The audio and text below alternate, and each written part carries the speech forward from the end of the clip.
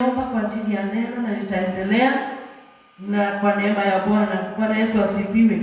Naomba tu tukaweze kujifundisha jinsi vile Mungu anavyonena nasi, ama jinsi Mungu anavyonena na watu wake hata katika Agano la Kale na Agano Jipya. Bwana amekuwa akinena na wanadamu. Bwana Yesu asifiwe. Na Mungu anatupenda ndio sababu huwa anatuongelesha. Mungu anatupenda ndio sababu huwa ananena nasi ili akaweze kutupatia mwelekeo, ili akaweze kuwa na fellowship na yeye. Bwana Yesu asifiwe.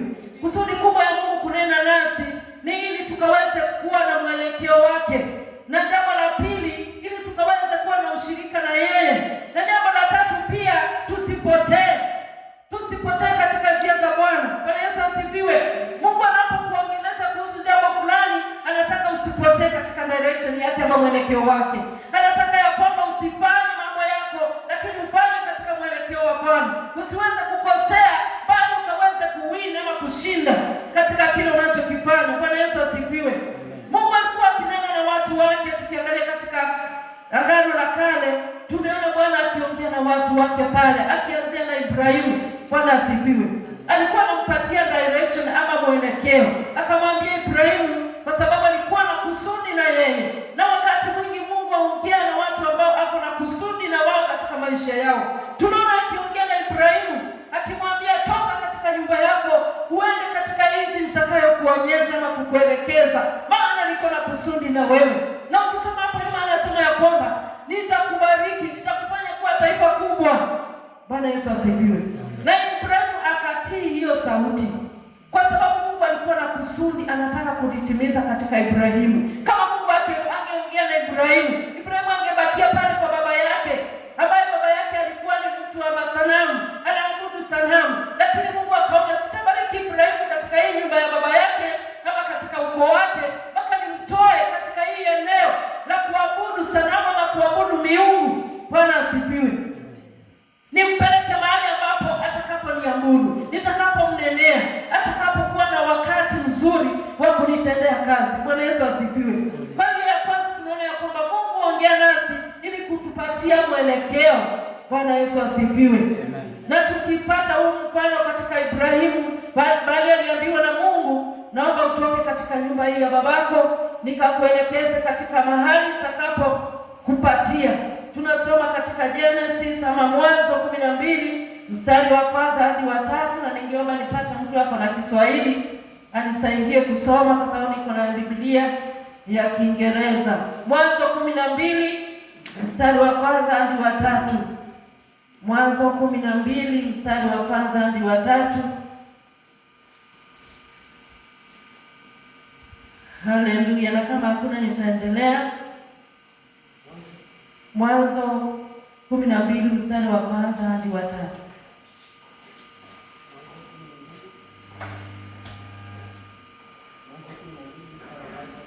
Yeah.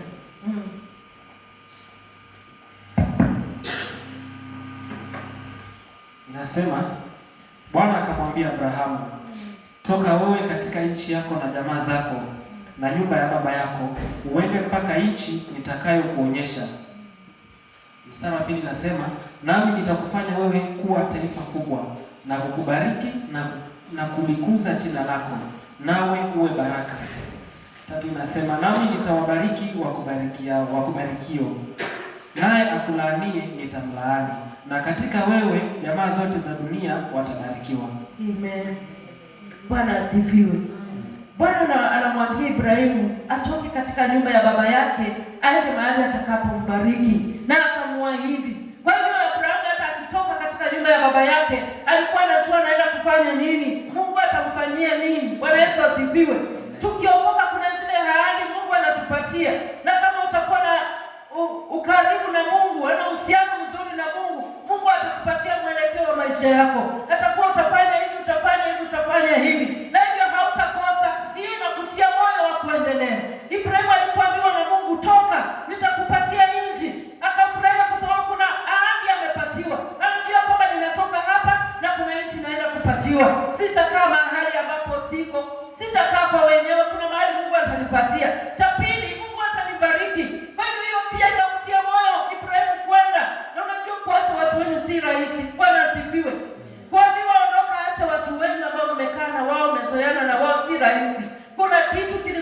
kusimamisha, kwa sababu naye alimwamini Mungu ya kwamba kile anachokiahidi atakitimiza. Bwana Yesu asifiwe. Aliona Mungu ni mwaminifu wa kutimiza, kwa hiyo hawezi mdanganya. Ibrahimu akashawishika na akatoka akaenda. Kwa hivyo Mungu anaponena nasi, unena nasi ili atupatie mwelekeo. Na jambo lingine Bwana ananena nasi ni kupitia ndoto. Mungu ananena na sisi kupitia ndoto. Ibrahimu pia aliweza kunenewa na Mungu kupitia ndoto. Bwana Yesu asifiwe. Haleluya. Wakati alipokuwa anatoa dhabihu kwa Bwana, akailinda mpaka jioni. Alipolala usingizi, maandiko yanasema kwamba usingizi mzito ukamjia Ibrahimu. Alipokuwa amelala ndio akapewa maono. Ndio Mungu akamwongelesha akamwambia, na uzao wako utaenda katika utumwa kwa miaka 400 na utarudi na nitawarudisha. Bwana Yesu asifiwe. Kwa hiyo Mungu anaweza akakuongelesha kupitia kwa ndoto, na njia ambazo Mungu anaweza akatuongelesha nazo. Moja, tumejua kwamba ni kupitia kwa ndoto. Unapolala usingizi, unalala usingizi na Mungu anaweza kukuongelesha katika ndoto. Tunaona watu wengine pia waliweza kuongeleshwa na Mungu katika ndoto. Hata Farao, Mungu aliweza kuongea na Farao kuhusu ile nchi kupitia kwa ndoto. Aliota ndoto, akaona ng'ombe 7 ambao wamekonda, akaona ng'ombe zingine 7 ambao wamenona, na zile 7 zikaweza kumeza zile nono. Na Farao kwa sababu alikuwa na roho wa Mungu hakuweza kutafsiri hiyo ndoto, ikamsumbua kwa sababu ilikuwa ya kiungu. Bwana asifiwe. Ndoto za kiungu huwa ziishi pale kwa kitanda, unaamka nazo. Bwana asifiwe. Amen. Unaamka nazo na inakusumbua, unasikia ikilengelea katika mawazo yako, na unaweza isema hata vile ilikuwa. Huyo ni Mungu anakuongelesha. Bwana asifiwe. Anakupea direction fulani, kama anakuwafahamisha jambo fulani. Bwana asifiwe. Farao alipopewa hiyo ndoto ilimsumbua, akaita wachawi wake, waganga wake, akawaambia jioni mtafsiri hii ndoto. Waganga walishindwa kwa sababu ilikuwa ya kiungu, haiwezi tafsiriwa na mganga. Ya kiungu itafsiriwa na mchawi. Bwana asifiwe. Na hata uende kwa wale walanguzi wanaitwa hivyo, hawawezi tafsiri kitu ya Mungu. Ndoto ya Mungu inatafsiriwa na watu waliojawa na roho wa Mungu. Bwana Yesu asifiwe. Pia sio kila mtu yeyote anaweza tafsiri ndoto ya Mungu. Bwana Yesu asifiwe. Wengine wanaweza wakakumislead, kama vile tunaona hata katika TikTok. Kuna watu wanatafsiri ndoto, lakini si wote wanazitafsiri vilivyo. Bwana Yesu asifiwe. Unastahili kuwa na roho wa Mungu, ama uombe Mungu ambaye amekupea hiyo ndoto akupatie mwelekeo ama akupatie tafsiri. Na kama hata kupatia, tafuta mtu wa Mungu, mwambie niliota hivi na hivi. Unakumbuka Yusufu alikuwa anaota ndoto, lakini anaenda anawaambia watu wasiokuwa na roho wa Mungu. Hawana Mungu wote, wanajaribu. Bwana asifiwe. Ndugu zake Mungu alikuwa hana kusudi na wao. Akiota mtoto wa Mungu akiota, Bwana asifiwe. Hata wale watoto wako akiota, sikiza. Akija kuambia mwambie, baba nimeota hivi na hivi na hivi. Hebu sikiza na sikio la Roho Mtakatifu. Usikize hii ndoto inaenda aje. Alafu msaidie mtoto. Bwana asifiwe. Na uiombee, kitu ya kwanza uiombee. Iwe iko mbaya ama iko nzuri, uiombee. Bwana Yesu asifiwe. Kwa hivyo Mungu anaweza pia kunena na watoto wetu katika ndoto.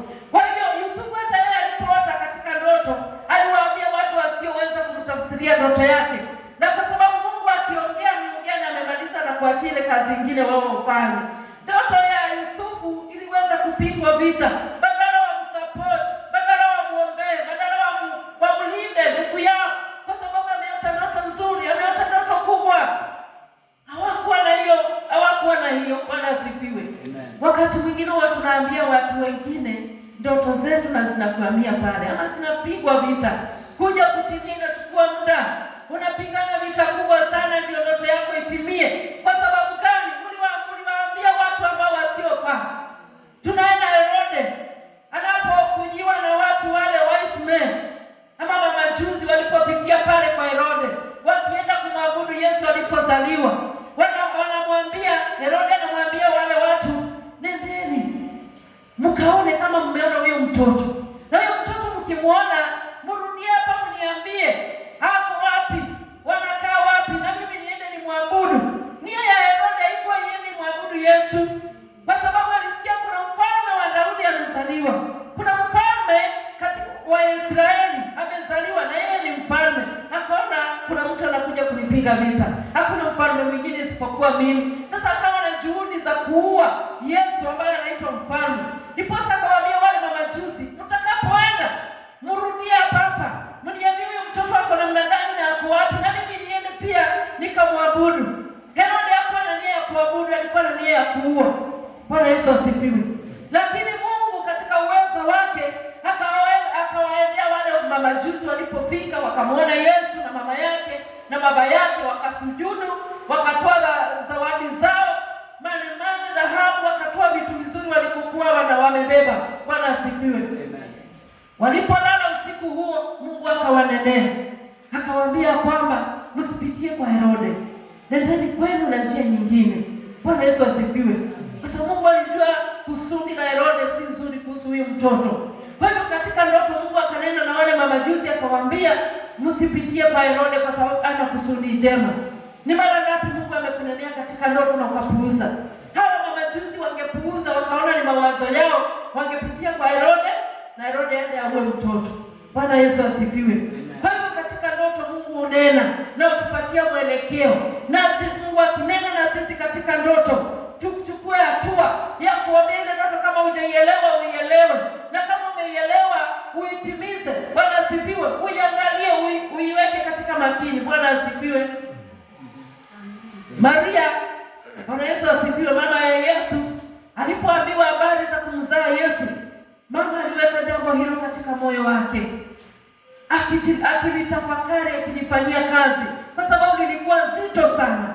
Mambo ya Mungu ni ya kuwekwa katika moyo, ukiitafakari na kuilinda na kuiombea.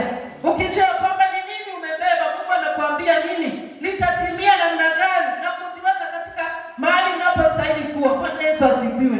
Amen. Mtu mwingine aliotesha ndoto na Mungu ni Danieli. Wakati alikuwa na tafsiri ndoto ya Nebukadneza, Bwana Yesu asifiwe, akapewa tafsiri katika ndoto na akamwambia mfalme vile ilivyokuwa. Kwa hivyo tunaona mara nyingi Mungu hunena na watu wake katika ndoto, na hata siku ya leo Mungu hunena na watu katika ndoto. Bwana asifiwe.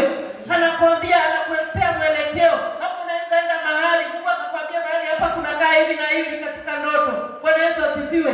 Kuna wakati mwingine nilikuwa naenda mission Mombasa. Mimi nikalala na ndoto nikiona nikiwa Tanzania, kukiwa na mavuno mengi, shamba imejaa mahindi mazuri, yamebeba tatu mbili. Mavuno yameiva, yamekomaa, yanataka kuondolewa. Nikawa nasema na huu mchanga ni mzuri sana. Na ile majengo niliona kule, ndio nilienda kupata Mombasa. Bwana asifiwe. Nilipoamka asubuhi, ninapotafakari hiyo ndoto, nikaona ni mavuno ya watu wa Mungu ambao wanataka injili ya Bwana. Na nikaomba. Na nilipoenda kule, wapendwa, niliona mambo ya ajabu. Kila mahali tulipokuwa tunaenda ndoto au tulienda watu wawili. Yule mama nilikuwa na yeye, bali tunaenda tunahubiri. Hata tunapata watu wanakula mnazi, wanakunywa mnazi. Wanasema sisi tuko hapa tunangojeanga mtu atuambie habari za Yesu ili tuweze kuokoka. Na mara tunawaombea wokovu. Wanatuambia na sisi tutaacha vipi huu mnazi? Tunaomba Yesu aliyeingia ndani yetu atawasaidia. Atawapa nguvu ya kuacha, atawapakatizia hiyo kiu. Hamtaisikia tena. Wala mtakuja hapa tena, mtaenda kumwabudu Mungu na mfanye kazi. Sawa, wanaume huko walikuwa wamekaa tu. Yaani wamekaa tu kuanzia asubuhi mpaka jioni. Vijana wanaume wana nguvu ya kufanya kazi, lakini ni mnazi tu wanazunguka nayo wakiongezwa, macho imekuwa red. Lakini siku hiyo nikaona Mungu akiwaokoa watu. Kwa hiyo Mungu anaweza kukupatia mwelekeo katika ndoto. Na zile manyumba niliona katika ndoto yangu ndio niliyokuta kule. Kwa hiyo nilijipata kama mimi si mgeni, nimewahi kuwa kule. Bwana asifiwe. Umeenda mahali ukapata ya kwamba ni mara yako ya kwanza kwenda, lakini yale mazingira hayako kigeni kwako. Umewahi yaona mahali. Ni Mungu akiwa na divine connection na divine mission na wewe ya kufanya. Na hilo ukiliona, jua uko katika kusudi la Bwana. Na lifanye kwa moyo wako wote. Lifanye kwa kujitolea, kwa sababu sio wewe tena, ni Mungu. Bwana Yesu asifiwe. Mungu anaponena katika ndoto, tuzingatie wapendwa. Ni mara nyingi Mungu anaongea na tunapuuza. Wakati mwingi huwa tunapuuza na unapoteza. Haleluya. Tunaona Mungu pia anaweza ongea katika neno lake, akitumia neno lake. Bwana asifiwe. Kupitia watumishi wa Mungu. Haleluya. Na tusome Matendo ya Mitume 9 mstari wa 10 mpaka 12. Matendo ya Mitume 9:10 mpaka 12. Mungu anaweza kuongea kupitia neno lake. Aliweza ongea na Sauli. Haleluya. Tutapata msomaji wangu kibodisi. 9:10 mpaka 12. Yeah. Matendo ya Mitume 9:10 mpaka 12. Basi nasema, basi palikuwapo Dameski mwanafunzi jina lake Anania. Bwana akamwambia katika maono, Anania. Akasema, mimi hapa Bwana. Bwana akamwambia, simama, enenda zako katika njia iitwayo Nyofu, ukaulize katika nyumba ya Yuda mtu aitwaye Sauli wa Tarso, maana angalia anaomba. Naye amemuona mtu jina lake Anania akiingia na kumwekea mikono juu yake apate kuona tena. Amen. Bwana Yesu asifiwe. Hapa tunaona Mungu anaongea katika maono. Bwana Yesu asifiwe. Anamwambia Anania ya kwamba utaenda ukutane na mtumishi wangu ambaye anaitwa Sauli wa Tarso, utamuombea wokovu. Naye Sauli mahali alikuwa, ambaye alikuwa anatesa watu sana, ambaye alibadilishwa akaitwa Paulo. Bwana asifiwe. Naye wakati huo Mungu akamnenea katika maono, akamwambia kuna mtu atakuja kuombea anaitwa Anania, na utapokea uwezo wa kuona, kwa sababu alipopigwa na ule mwangaza mkubwa wakati alikuwa na hema. Maandiko yanasema ya kwamba Paulo alikuwa na hema kuwaua Wakristo, na aliweza akachukua barua kwa mkubwa ili aende akawaua Wakristo wote. Bwana Yesu asifiwe. Ndio vile Paulo alikuwa determined, alikuwa amejitolea. Anasema ya kwamba hakuna mtakatifu atakayeishi, hakuna mitume watakaoishi, na akawa amechukua barua ya kufanya hiyo kazi. Kusiona mtu wa kumsimamisha, lakini akasimamishwa na Kristo. Akamwambia kwamba Yesu ndiye alimweza. Bwana Yesu asifiwe. Nakumbuka wakati wa baba yetu, sio baba yetu lakini mama wa watu wa ODM, alikuwa anasema hakuna mtu anaweza simamisha rege, lakini isimamishwe na Mungu. Bwana asifiwe. Korona ilikuja ikasimamisha rege pap, sababu alisema hakuna mtu, lakini kukawa hakuna mtu kweli, lakini kuna Mungu. Mungu akaisimamisha.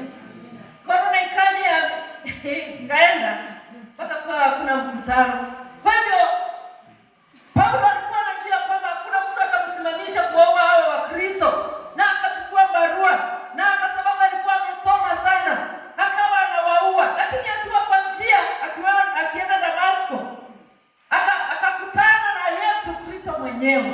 Kumwambia mimi naweza nikakusimamisha peke yake, na kusimamisha kwake kulikuwa kwa kipekee, kwa sababu mwangaza ulitoka mbinguni ukampiga, macho ikapotea, na sauti ikatoka ikamwambia kwamba ni mimi Yesu unayemtesa. Hata wale walikuwa na yeye wakasikia hiyo sauti, lakini hawaoni mtu. Bwana asifiwe. Yesu akamsimamisha, na kutoka hapo akampa misheni sasa ya kuhubiri ile neno. Na kuna mtu amehubiri neno katika mitume kama Paulo. Amewafikia watu wengi sana. Amekuwa na mafunuo makubwa, kwa sababu na yeye vile alivyomtesa Kristo, naye Yesu akamchukua sasa akuwe mateka wake. Alihubiri lile neno kwa ufasaha na kwa ukubwa, na akailipia gharama iliyo kubwa. Anasema ya kwamba alichapa viboko kasoro moja zile za Yesu, kwa sababu ya hiyo neno. Alikuwa gerezani, akakaa huko, na akiwa huko pia anaandika barua, anawaandikia wale Wakristo. Hakupumzika vile alikuwa na hema kuwaua Wakristo, akakuja pia akahema injili iende mbele. Bwana Yesu asifiwe. Iligeuzwa. Bwana Yesu asifiwe. Akawa sasa hata kulala hawezi lala. Katika visions za usiku anapewa injili, anapewa mzigo wa kuhubiri, kuinua wapendwa. Akiwa gerezani hawezi lala, anaandika barua. Bwana asifiwe. Kwa hivyo ile nguvu aliyokuwa nayo ya kuwaua Wakristo na kuwatesa na kumaliza injili izime, akaja akaihubiri kwa mwangaza mkubwa sana. Ile ikapika ngeuzo. Bwana Yesu asifiwe. Kwa hiyo Bwana akanena na Sauli ama Paulo katika maono, na pia akamnenea Anania aende amuombee. Na Anania alikuwa na sita vita sana. Anasema Mungu unanituma kwa huyu mtu, nasikia anachinja watu. Sasa unataka leo niishe? Naona Mungu umetaka tu nikuje huko kwako. Bwana kumwambia hapana, nishambadilisha yule.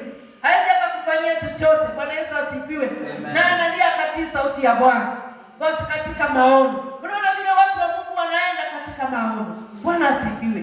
Katika ndoto, katika sauti ya Bwana. Inakupatia mwelekeo, divine direction. Bwana Yesu asifiwe. Sauti ya Bwana inakupatia divine direction. Na huwezi miss kwa sababu uko na sauti ya Bwana. Na sauti ya Bwana ikiwa juu yako, unafanya kitu unafanya kwa ujasiri. Haijalishi mazingira iko namna gani. Bwana asifiwe. Haijalishi kunakaa kifo chenyewe. Kwa sababu Bwana amesema utaenda. Kwa sababu Bwana amesema utafanya. Kwa sababu Bwana amesema ukae, utakaa. Hata kama mazingira ikubali. Haleluya. Amen. Bwana Yesu asifiwe. Amen. Tutasimamia wokovu. Tutaishi katika utakatifu. Maovu yao yameongezeka ama yameongezeka. Yamejaa kila mahali majaribu, lakini mpaka tutamsimamia Kristo, tutamuishia Kristo na tuhubiri Injili. Bwana asifiwe. Na tuseme itawezekana. Haleluya. Kwa sababu kuna sauti iliyo nyuma yetu ambayo inatutia nguvu. Haleluya. Jambo lingine la nne ni kwamba ama chengine Mungu ananena nasi ni kupitia manabii wake. Katika Agano la Kale, Bwana alikuwa ananena kupitia manabii, anawatuma. Bwana asifiwe. Mungu akitaka kunena na mfalme, alikuwa anatuma nabii wake, kumwambia mfalme hivi na hivi na hivi. Nimesema. Bwana asifiwe. Na wafalme wanatii. Hata Daudi, tunaona mfalme wa Daudi alikuwa na nabii ambaye alikuwa anamwambia vile Bwana amesema, vile Bwana anataka wafanye. Tunaona wakati mmoja Daudi akaenda akahesabu watu ambao walikuwa wanaenda vitani. Akaenda akawahesabu na akamwambia mkuu wa majeshi, nenda ukajihesabia watu katika Israeli na Yuda, uniletee hesabu. Lakini huyu mkuu wa majeshi, sababu alikuwa anapigana vita, anaona ni Mungu anampigania na ameona mkono wa Mungu katika vita zake na majeshi wake, akamwambia Daudi. Aliweza kumshawishi Daudi asihesabu watu, lakini Daudi ikawa imemsukuma, na maandiko inasema hata ni Mungu alitia hilo jambo katika Daudi, akamshawishi aende ahesabu watu. Yaani alafu Bwana Yesu asifiwe. Hata anaposhawishika na huyu mkuu wa majeshi, Daudi alikuwa hata haoni. Bwana Yesu asifiwe. Wakati mwingine unaweza ongeleshwa hata na mtoto, na yeye anakupea mwelekeo wa kweli, na wewe ukampuuza. Nasema huyu ni mtoto tu. Bwana asifiwe.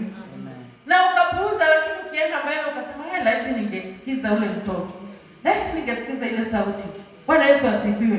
Kwa sababu ukienda huo unaenda kuangamia ama unakosea. Daudi alipoweza kuambiwa hivyo alihesabu watu.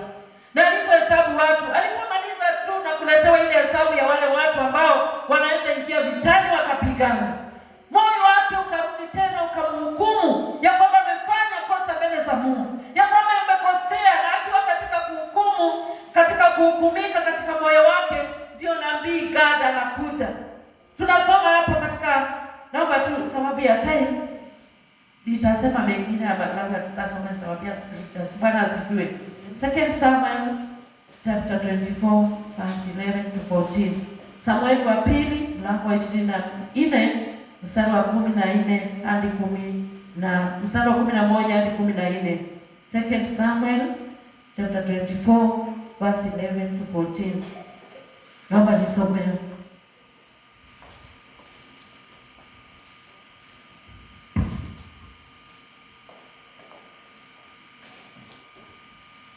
Hallelujah.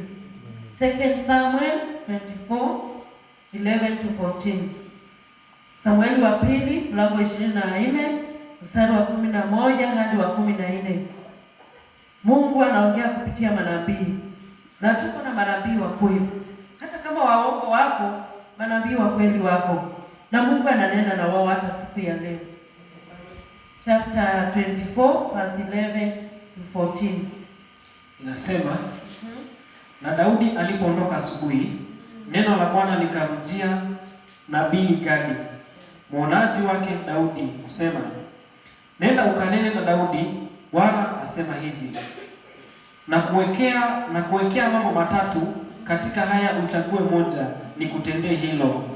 Basi Gadi akamwendea Daudi, akamweleza, akamwambia, basi miaka 7 ya njaa ikujie katika nchi yako, au miezi 3 ukimbie mbele ya adui zako huku wakikufuatia, au siku 3 iwe tauni katika nchi yako. Fanya shauri sasa, ufikiri ni jawabu gani nimrudishie yeye aliyenituma. Amen. Naye Daudi akamwambia Gadi, nimeingia katika mashaka sana. Basi sasa na tuanguke katika mkono wa Bwana, kwa kuwa rehema zake ni nyingi, wala nisianguke katika mkono wa wanadamu. Amen.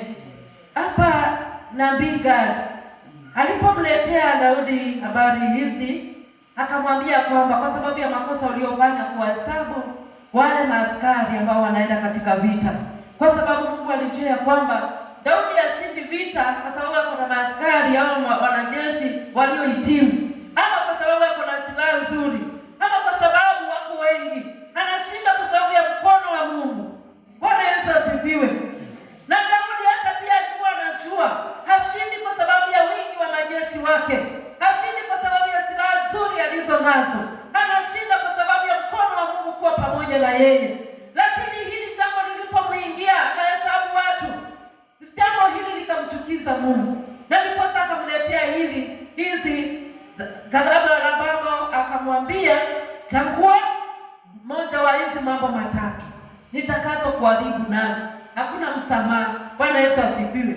Akaambiwa miaka 7 ya njaa katika hili eneo lako, au uchague miezi 3 upigwe na ukifukuziwa na maadui zako. Bwana Yesu asifiwe. Uchague ni miezi 3 ukifukuziwa na adui, yaani adui wakiwapiga kwa miezi 3, ama uchukue siku 3 za tauni. Tauni ni ugonjwa ambao hauna tiba. Bwana Yesu asifiwe. Na Daudi akakaa tu hivi, akasema bali niangukie mkononi mwa Bwana kuliko kuanguka mikononi mwa wanadamu. Bwana Yesu asifiwe. Na hivyo akachagua siku 3 za tauni, na walipigwa. Bwana Yesu asifiwe. Bwana akaachilia tauni ikawapiga, ikawaua watu wengi. Na wakati sijui ilikuwa siku ya pili ama ni ya kwanza, tauni, wakati ule malaika akiwa katika shamba la Arauna, akiwa ameshika upanga wa kuua, Bwana huyu nabii akamkujia Daudi akamwambia, nenda, kwa sababu malaika anayeua watu wako katika shamba la Arauna, kimbia pale na uende utoe dhabihu. Uenda Bwana akasitisha jambo hili. Na Daudi akasema hivyo, akaenda. Alipoenda akamwambia Arauna ya kwamba, naomba unipe shamba hili nilifanyia Bwana madhabahu nikaweze kumtolea dhabihu, ili akaweze kusitisha mapigo haya tulio nayo. Na ule mzee akamwambia, angalia, niko na ng'ombe, niko na kuni na niko na mawe ya kujenga hivi, chukua mfalme wangu ufanye. Daudi akasema, hapana, sitamtolea Bwana dhabihu, sio ni gharimu. Na hivyo akamwambia, nihesabie kwa pesa shamba hili, hata ng'ombe wako, hata kuni, nikaweza kumtolea Bwana dhabihu. Na tunaona ya kwamba alipotoa ile dhabihu kwa Bwana, Mungu akamwambia malaika, simamia hapo, usiadhibu tena. Bwana Yesu asifiwe. Kwa hivyo huyu nabii ambaye alikuwa ni nabii wa Daudi akamsaidia kumpa mwelekeo. Bwana Yesu asifiwe. Na hata akamsaidia kwenda kumtolea Bwana dhabihu, ili ile tauni ama yale mapigo ilikuwa inapiga watu isimame, na hivyo akasaidika. Kwa hivyo Mungu akanena kupitia manabii wake. Tunaona hata Mungu ananena kupitia manabii wa the Old Testament, wa Agano la Kale, kupitia manabii wengi. Tuko na Elia, tuko na, Bwana Yesu asifiwe, amen, hata Elisha. Bwana Yesu asifiwe. Wako wengi tunawajua. Twende kwa ya 3. Mungu anaweza kuongea kupitia mazingira ama circumstances. God speaks through circumstances. Bwana anaweza ongea kupitia mazingira. Bwana Yesu asifiwe. Bwana anaweza kuwa na kuongelesha, asiongee kwa nabii kupitia nabii, asiongee na wao kupitia kwa ndoto. Anaweza pia akakosa kuongelesha kupitia akakuelekeza kwa neno, lakini mazingira akawa anaongea na wewe kupitia mazingira.